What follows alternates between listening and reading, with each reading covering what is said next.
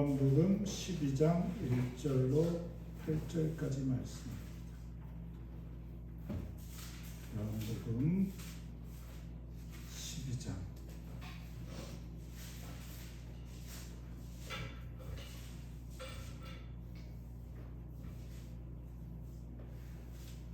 1절로 8절까지 말씀 교독하도록 하겠습니다.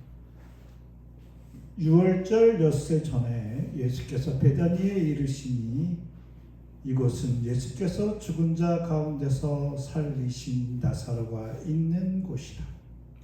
거기서 예수를 위하여 잔치할세 마리아는 일을 하고 나사로는 예수와 함께 앉은 자 중에 있더라.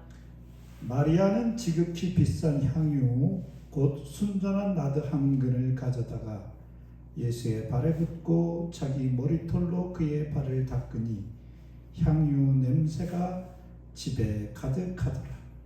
제자 중 하나로서 예수를 잡아줄 가룟 유다가 말하되 이 향유를 어찌하여 300데나리온에 팔아 가난한 자들에게 주지 아니하였느냐 하니 이렇게 말함은 가난한 자들을 생각함이 아니요 그는 도둑이라 돈꾀를 맞고 거기 넣는 것을 훔쳐가미로라. 예수께서 이르시되 그를 가만두어 나의 장례할 날을 위하여 그것을 간직하게 하라.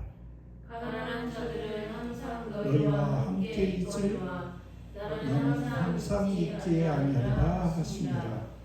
아멘.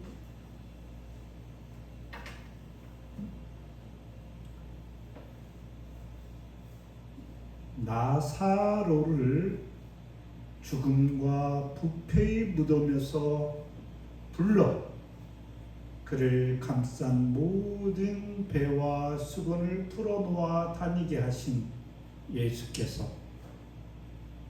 예수께서 하신 그 일이 공회에서 논의되었습니다. 사내들이는 한 사람을 죽여서 온 민족이 망하지 않게 되는 것을 결정하고 예수를 죽이려고 모의를 합니다. 이에 예수께서 다시 유대인 가운데 드러나게 다니지 아니하시고 빈들 가까운 에브라임이라는 마을로 가셔서 제자들과 함께 그곳에 머무셨습니다.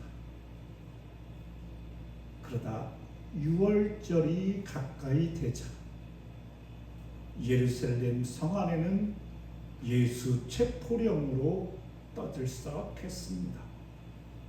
이것이 지난주까지 이야기입니다. 그리고 6월절 엿새 전에 예수께서 과연 예루살렘에서 3km쯤 떨어진 베다니에 오셨습니다. 오늘의 설교 본문이 시작되는 바로 그 지점입니다. 예수께서 나사로를 살리신 베다니를 다시 찾아오신 것입니다.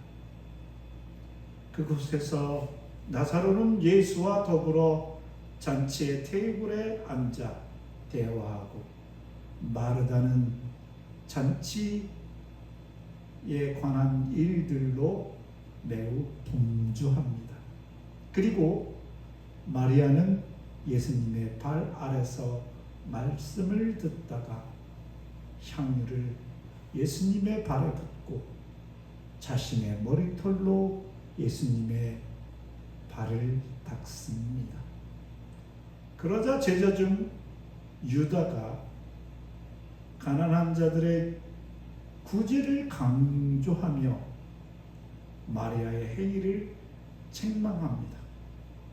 그때 예수께서 유다와 다른 제자들을 꾸짖으며 마리아의 행위는 예수의 죽음과 장례를 준비한 것이라고 말씀하시며 동일한 기사를 다룬 마태복음 26장 13절에서와 같이 축복하시라.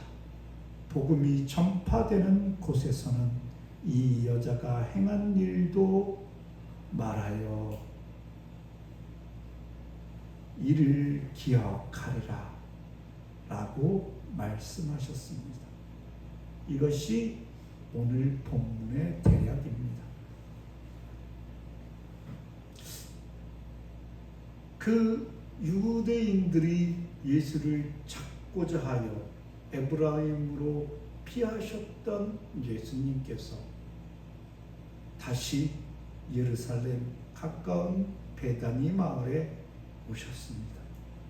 과연 이 방문하심의 목적은 그것도 이제 유월절이 되면 예수는 잡히실 것입니다. 죽으실 것입니다.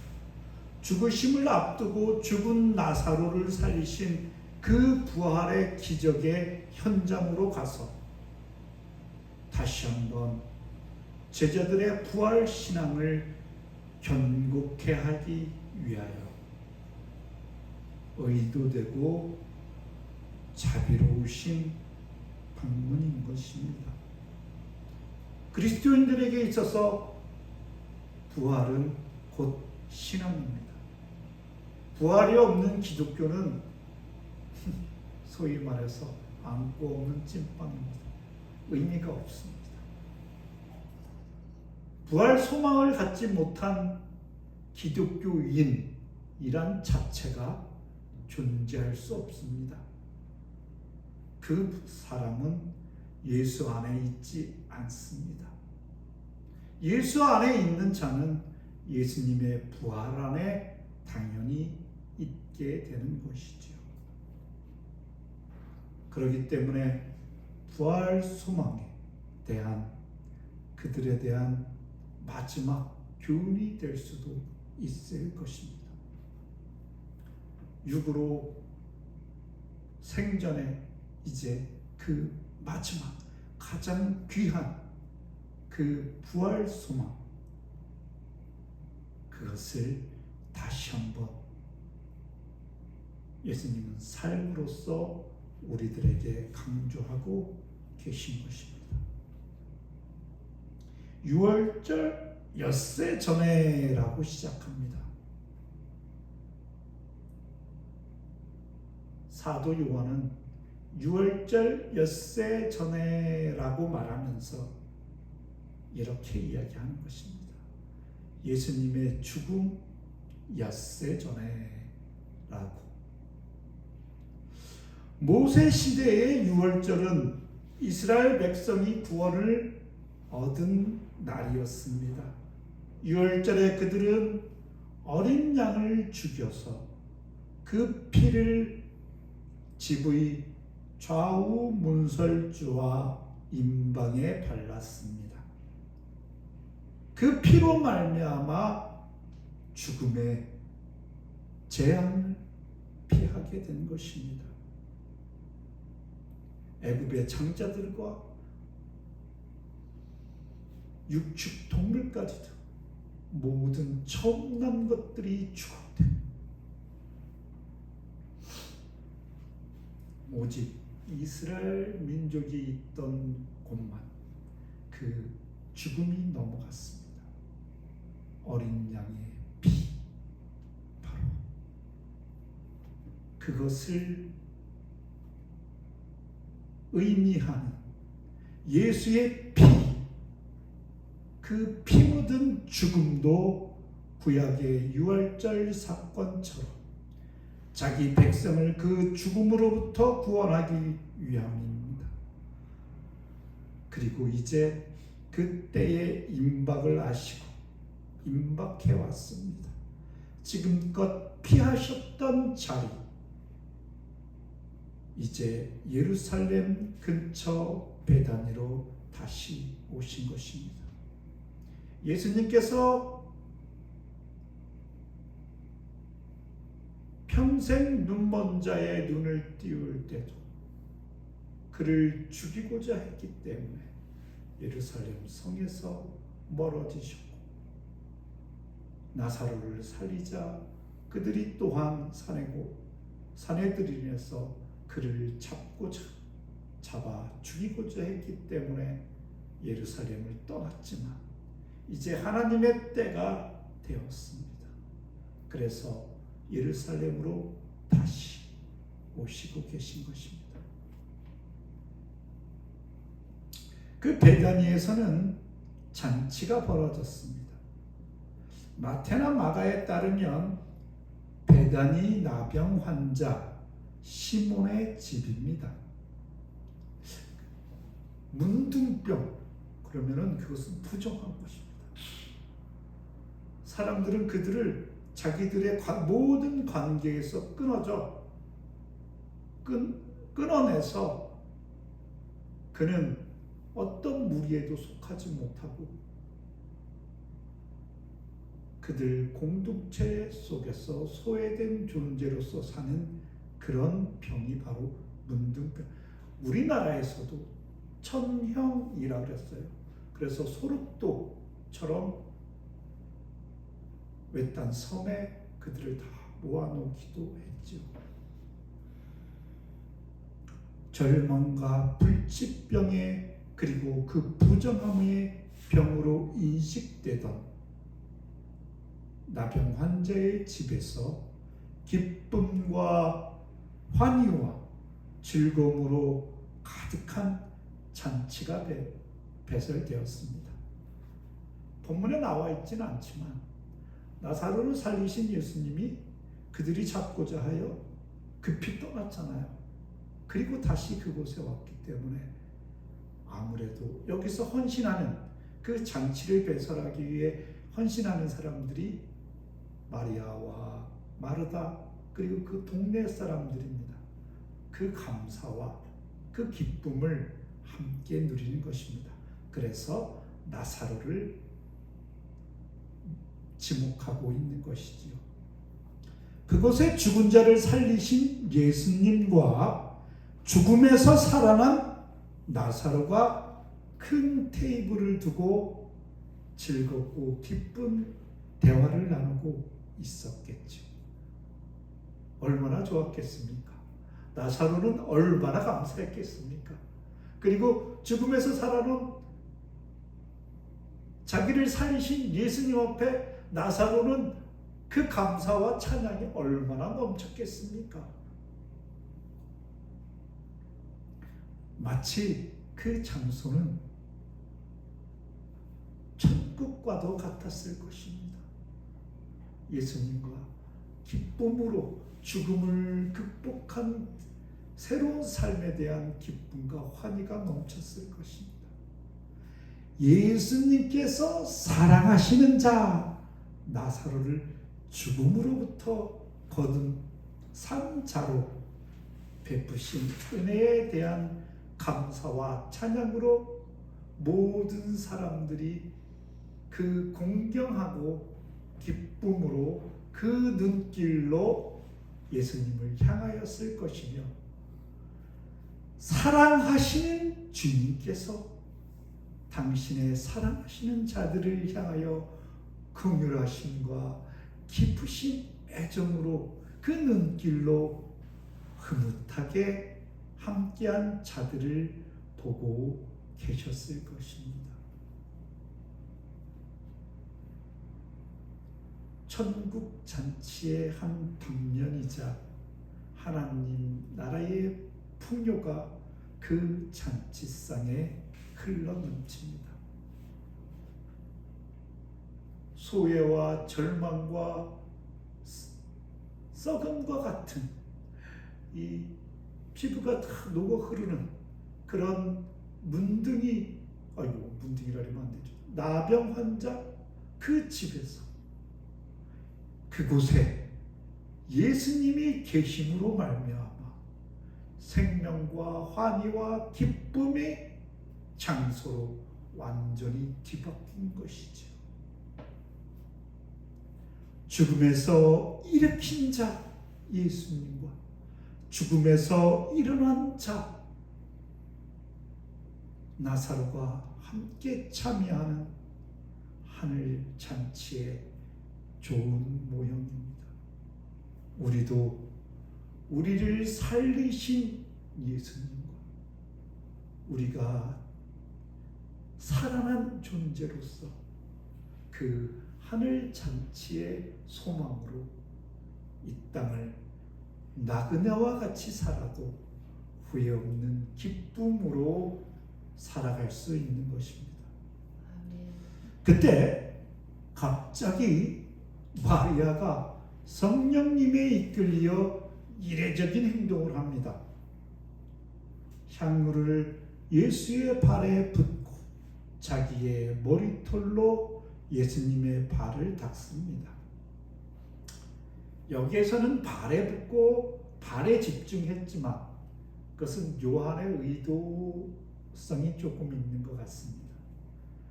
다른 복음서에서는 머리에다 붓습니다. 모든 향유는 사실은 머리에 붓게 되어 있습니다. 근데 양이 많아요. 그러다 보니 머리부터 흘러서 예수님의 발까지 흘러내린 것입니다. 그 향유는 지극히 값진 폴루티모스라고 되어 있는 것입니다. 나드 향유는 동인도의 나르도스타 키스자타만스라는 식물에서 채취되는 향료로 유대 국내에는 없는 것입니다. 그 시대에 그 동인도로부터 거까지 그 물건이 넘어오려면 그 값이 얼마나 비싸겠어요. 그죠? 네? 평생 어떤 사람은 나드 향을 한 번도 못 맡을 그런 향이겠죠. 예를 들면 우리 비싼 외제차 평생 한 번 저 같은 사람은 못 타볼 거 아닙니까? 마치 그런 거죠. 그 가격이 한 근이면 약 340g입니다. 340g. 얼마 안 되죠. 그 우유 250g짜리 아시죠? 그거 하나 반쯤 되는 거예요. 그죠? 네. 그건 한 근에 300데나리온이나 되는 금액입니다. 그것을 예수님께 부은 거죠. 여기서 데나리온이란 일일 노동 가치에 해당하는 것으로서 약 300데나리온 하면 일반 평균 노동자들의 1년치 임금에 해당하는 것입니다. 300 요만큼이겠죠. 그죠? 그게 1년치 금덩어리 같은 거. 그죠? 그러니 그것은 그걸 갖다가 아낌없이 그냥 예수님의 머리에다 붓는 거예요. 이 나드 향유는 히브리인들이 시신에 발라서 이렇게 바르기만 합니다. 바르는 정도. 그러니 한 40g 해도 엄청난 거죠. 그죠? 이렇게 쓱 해서 향기가 진하기 때문에 쫙 퍼지는 거죠. 그래서 시신에 발라 악취를 방지하거나 귀한 손님이 방문 시에 손님의 머리 위에 이렇게 탁 묻혀갖고 이렇게 바르는, 콕콕 찍어주는 거예요. 그러면은 그 손님이 그 집에 들어오면서 이렇게 탁 발라주면 머리에 이렇게 향수 바르잖아요. 지금도 우리 그렇게 발라주면 그 집에 머무르던 향기가 가득하고 얼마나 기분 좋겠습니까? 그죠? 그래 최대의 예를 갖추어 환영하는 뜻을 전달하였다고 합니다. 그러면 마리아는 어떤 의도로 이와 같은 행위를 했을까? 예수님께서 오셨어. 그래갖고 옛날에는 남자들은 남자들 상이 있잖아요. 나사로와 같이 있는, 그리고 유대인들은 이렇게 한쪽 팔을 이렇게 해갖고 비스듬히 누워있는 것을 이제 말하자면 테이블에 앉아서 먹는다라고 얘기하거든요. 그래서 이렇게 떡을 떼고 이렇게 계셨겠죠. 맛있는 거 드시고. 그때 그러니까 예수님의 몸이 가로로 누워져 있고 이 팔 끝에 오가지고 머리로 그러니까 이렇게 쫙 부은 게 같아요. 비스듬히 누워 있는데 샥.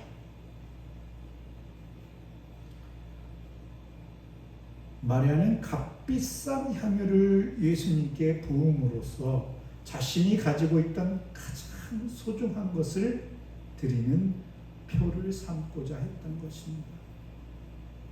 이는 예수님에 대한 전폭적인 헌신의 행위였습니다. 마리아는 이 값비싼 향유를 오라비 나사로를 살려주신 예수님에 대한 사랑과 감사의 표시이기도 했던 것입니다. 그리고 마리아의 향유를 붓고 그녀의 머리털로 예수의 발을 닦는 것은 제자됨의 표시로서 행하는 존경과 섬김과 순종의 행위로 이해될 수 있습니다. 마가복음 14장 8절에 마리아가 이 행동을 할 때 그녀의 마음의 중심을 잘 엿볼 수 있는데요. 호 에스켄 에포이에센 그녀가 지닌 모든 것을 다하여 라고 이야기합니다. 즉 마리아는 그녀가 할 수 있는 모든 존경과 감사와 순종의 의미를 다하여 향유를 부었다고 기록하는 것입니다. 그녀는 그녀 자신이 가장 소중한 자기가 자기의 것이라고 얘기하는 그 모든 것, 그것을 전부 드린 것입니다. 그와 대조적으로 모습은 우리를 말레기 시대 이스라엘 백성들의 모습에서 발견할 수 있는데, 그들은 훔친 물건과 저는 것과 병든 것을 봉헌했습니다. 같은 의미에서 예수님은 이사야서를 근거로 이 백성이 입술로는 나를 공경하되 마음은 내게서 멀다 라고 일침을 놓지, 성령에 이끌린 사랑의 헌신의 결과는 그녀의 의도 여부와 상관없이 예수님의 장례를 준비하게 되었습니다. 그녀의 헌신의 결과는 문둥병자의 집안 구석구석을 향기로운 나드 향으로 가득하게 채웠습니다. 그 부어진 향기, 예수님의 머리털로부터 발끝까지 예수님에게서 피어나는 그 향기가 모든 악취와 불쾌함을 씻어내고 향기롭게 변하듯, 복음의 향기는 모든 죽음의 악취를 극복하고 땅끝까지 퍼져갈 것입니다.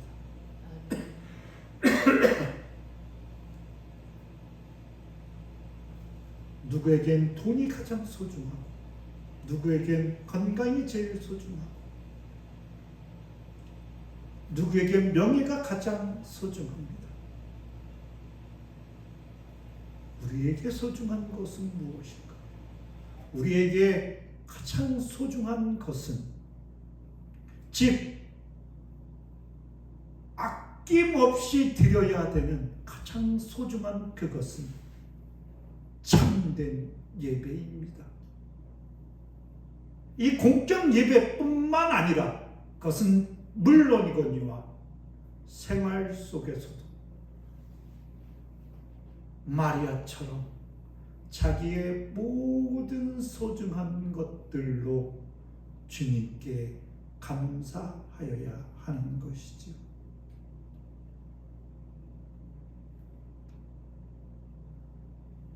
마리아의 돌발적인 그 행동에 대한 제자들과 특별히 유다의 반응이 곧 나타납니다. 그것을 어찌하여 이 향유를 300데나리온에 팔아 가난한 자들에게 주지 않느냐는 것입니다. 그는 마치 마리아가 향유를 조금만 썼다면 이해할 만하다, 그러나 그 여자는 너무나 큰 액수의 돈을 아무 목적 없이 낭비해 버렸구나, 이 돈이면 가난한 사람들에 크게 도울 수 있을 텐데 그녀는 가난한 자들에게 해로운 일을 한 것이며 그러므로 그녀의 행동은 우리가 용납해서는 안 된다 라고 그를 비난합니다. 사도 요한은 그 다음 절에 그의 이러한 반응에 대한 해설을 그는 도둑이다 라는 말을 덧붙입니다. 유다를 제외한 나머지 제자들은 별 생각 없이 어떤 악도 없이 그저 그 낭비하는 것을 비판했지만 그는 유다는 가난한 자를 내세워 자기의 악한 동기를 그럴듯한 말로 가리려 했던 것입니다. 가난한 자에 대한 구제는 예수님이 늘 하시던 말씀입니다. 그렇기 때문에 예수님께서 그렇게 말씀하심으로써 제자들을 늘 가르쳐 오셨으니 그것으로 마리아를 비난하고 있는 것입니다. 그 속에는 그 나대함을 붓고 그 부음을 받은 예수님에 대해서도 약간은 한편으로 또한 옛날에는 그렇게 가난한 자 구제하라 하시더니 왜 그것을 붙는 것을 용납하고 계십니까? 라는 비판도 하나 들어있지요. 그는 가난한 자들을 위해 실제로 아무런 관심이 없습니다. 그는 돈깨를 맡고 있어 300데나리온이 자기 수중에 들어오면 그것을 훔치거나 사적으로 이용하는 일에 가능했을 텐데 그것이 불가능해지자 가난한 자에 대한 구제를 들먹이며 마리아를 힐난하고 있는 것입니다. 유다는 예민한 감각으로 순간의 이해 득실을 계산할 줄은 알지만 인간됨의 가치나 영적 가치는 전혀 계산할 줄 몰랐고 고려하지 않습니다. 마리아의 그 행동이 두 가지로 볼 수 있죠. 낭비하는 것이라고 볼 수 있지만 마리아가 품고 있는 예수님에 대한 그 극진한 섬김과 존경과 사랑하는 마음이 얼마나 큰가. 근데 그의 마음은 그 돈이 그 향유가 부어지자 마치 자기 돈이 버려진 것처럼 생각하고 그런 말을 하게 되는 것이지. 한 여인의 헌신적인 행위를 경제적인 낭비로 일축해버리는 냉랭함을 가진 그는 결국 자신의 스승의 목숨을 팔아서까지 자신의 부의 축적을 노린 파렴치한이 되고 마는 것이죠. 하나님께서 사랑하시는 초대교회 성도 여러분, 우리의 감각이, 우리의 계산법이 과연 무엇에 중심을 두고 있는지 점검해 보시기 바랍니다. 주님께 내어놓는 것들, 그것이 자기의 능력이든지 자기의 가치 있는 무엇이든지 거기에는 인색하면서 핑계를 대지고 가난한 자에게 줄 것 또는 이러저러한 핑계로서 우리는 자기 것은 자기만 써야 되는 것처럼 자신의 시간은 내어드리지 않고 자신의 권력과 힘은 내어드리지 않고 숨깁니다. 300데나리온의 향유, 자신이 할 수 있는 모든 것으로 드리는 마리아의 계산법을 우리 성도는 지향해야 합니다. 모든 기회들로도 자신의 입속에만 관심을 가진 이해타산적 계산법을 주 안에서 내려놓으시기 바랍니다. 마리아가 자신의 모든 것을 들을 수 있었던 까닭은 그 자신이 모든 것이 주님의 것이라는 고백이며, 그녀 자신이 이미 자신의 모든 것보다 더욱 귀하고 더욱 소중한 것을 이미 주님을 통해 받았다라는 고백입니다. 아멘. 그렇기 때문에 모든 것을 내어 드려도 기쁨으로 드릴 수 있는 것입니다. 내가 가진 재능, 내가 가진 시간, 내가 가진 열정, 이러저러한 나의 것들 알고 보면 주님께서 모두 주신 것들이죠. 그리고 썩어지고 부패한 죽어 마땅한 우리에게 참된 생명을 주셨습니다. 거저 주셨습니다. 그리고 그 거저 주시는 생명을 위해 당신이 죽으셨습니다. 그러한데 우리는 주님 앞에 내려놓지 않고 우리의 뒤로 계속적으로 숨깁니다. 그것을 찾아내 보십시오. 기쁘고 즐거운 잔칫날입니다.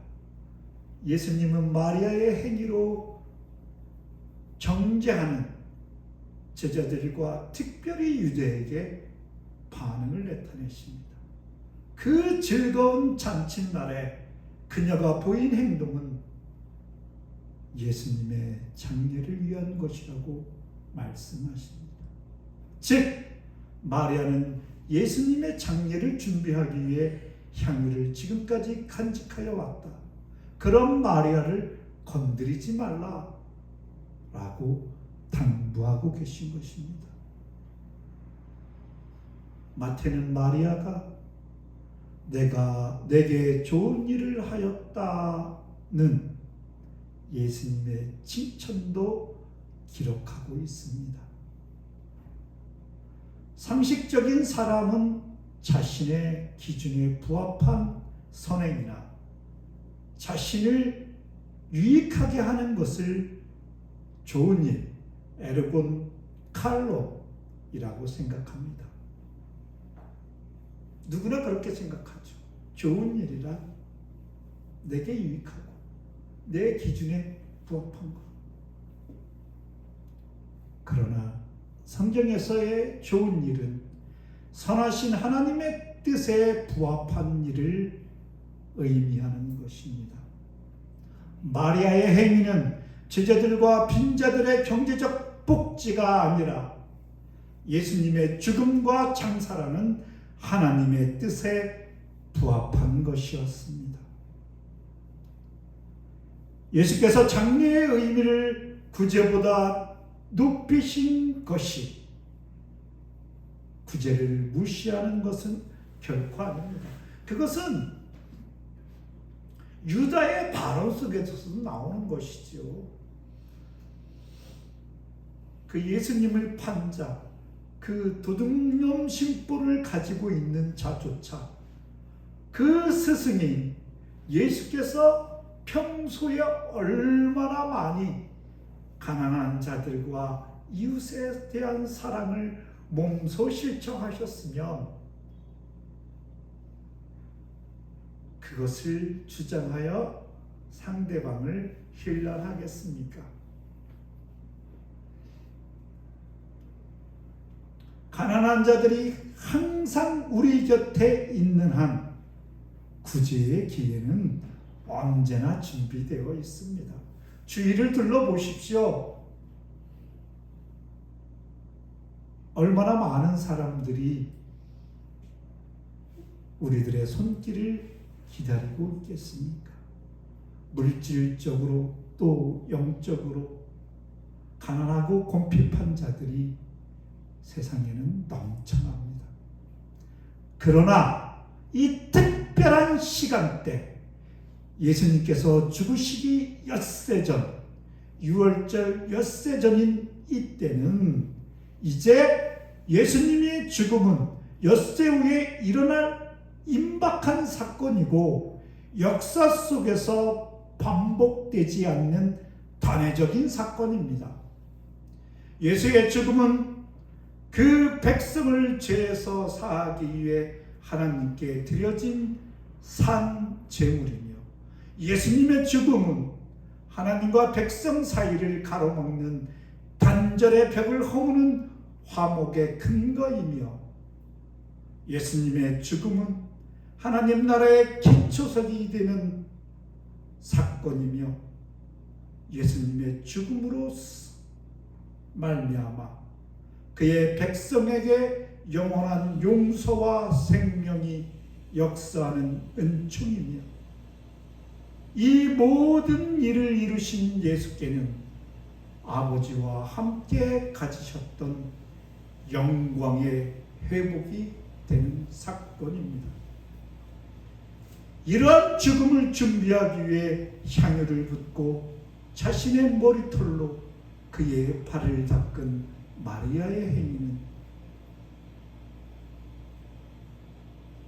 이 역사, 인류의 시간이 종결될 때까지 그 의미의 기한이 만료되지 않을 영단번의 제사를 위한 것이었던 것입니다. 그래서 예수께서는 마태복음에서 온 천하에 어디서든지 이 복음이 전파되는 곳에서는 이 여자가 행한 일도 말하여 그녀를 기억하게 되리라 말씀하셨으며, 또한 죽음을 죽이는 이 위대한 죽음과 가난한 자들에 대한 구제를 비교하셔서 말씀하셨습니다. 예수님께서는 지금껏 자신이 머리둘 곳조차 없이 가난하셨으나 그가 보이신 제자들과 가난한 자들에 대한 사랑은 그들 제자들에게 늘 항상 있으므로 예수의 몸된 교회가 지체된 우리가 행해야 할 것을 또한 강하게 말씀하고 계신 것입니다. 이 가난한 자들에 대한 구제를 그 위대한 사건과 비교하면서 예수님은 말씀하고 계세요. 그러니 이 위대한 일, 예수의 죽음, 그것과 가난한 자들에 대한 구제와 사랑, 이웃에 대한 사랑, 이것이 더 중요하고 큰 일이기 때문이라고 말씀하지 않으십니다. 그 의미는 이것이 지금 이 시간에 더 필요한 일이기 때문에 라고 얘기하시는 것이죠. 만약에 그런 일이 아닌 평소에 만약에 평소에 그렇게 얼마나 사치스럽습니까? 방만하게 써버렸다라면 예수님이 유다보다 더 혼내켰을 거예요. 마리아야, 왜 그렇게 물질을 낭비하니? 그것은 하나님께서 주신 귀한 것이 아니냐? 그것을 마땅히 거지하는 것이 옳지 않느냐? 이렇게 얘기하시는 것과도 같다라는 거죠. 이 말씀의 의도는. 우리 전 존재를 들여 헌신함으로 하나님 나라의 탄탄한 기반, 땅에서 이루어지게 하시옵소서라는 응답을 우리가 누리게 될 것입니다.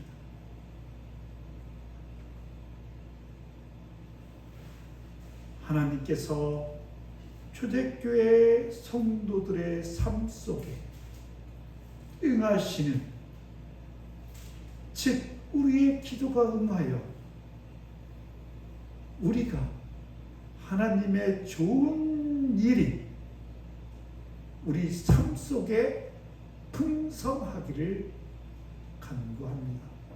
마리아처럼 그 성령 하나님의 이끄심에 순종하여 부은 그 나드한 근이 역사상 가장 위대한 죽음이자 죽음 자체를 죽이는 그 예수님의 장례를 준비하게 되는 것입니다. 다시 한번 말씀드리지만 그 마음이 있기에 그것이 그런 좋은 일로 결과되어지는 것입니다. 우리가 그 헌신하는 마음, 순종하는 마음을 우리의 정욕으로 누르고 우리가 귀히 여기는 것들, 우리가 소중하다 생각하는 것들을 예수님 앞에 내어드리지 못하고 우리 뒤로 숨길 때 하나님께서 생각하시는 그 좋은 일이라 결코 일어나지 않을 것이며 나쁜 일이 일어나겠죠. 그 나쁜 일은 뭐겠습니까? 자기 영혼을 하나님으로부터 멀어지게 하고 죽음에 이르는 병을 갖게 하는 그런 일들입니다. 그러니 우리가 늘 깨어서 자기 자신을 살피고 말씀 아래 복종하고 기쁨으로 순종하여 마리아가 기쁨과 감사가 충만하여 드린 나드한 근처럼, 순전한 나드한 근처럼 우리의 삶을 온전히 주님께 내어드림으로써 하나님의 좋은 일이 우리 삶 속에 늘 풍성할 수 있도록 주님의 이름으로 축원합니다.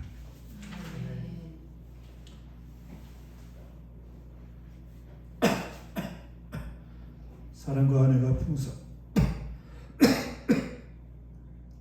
풍성하신 아버지 하나님, 마리아의 순전한 나드한 그 향유처럼 우리의 감사와 우리의 기쁨으로 드려지는 우리의 참된 예배, 우리의 삶의 예배를 주님께 드려 내가 나에게 좋은 일을 하였다 그 음성을 듣는, 그리하여 그 기쁨으로 충만한 우리 초대교회 성도가 되어 가기를 예수 그리스도의 이름으로 간절히 바라옵니다. 아멘.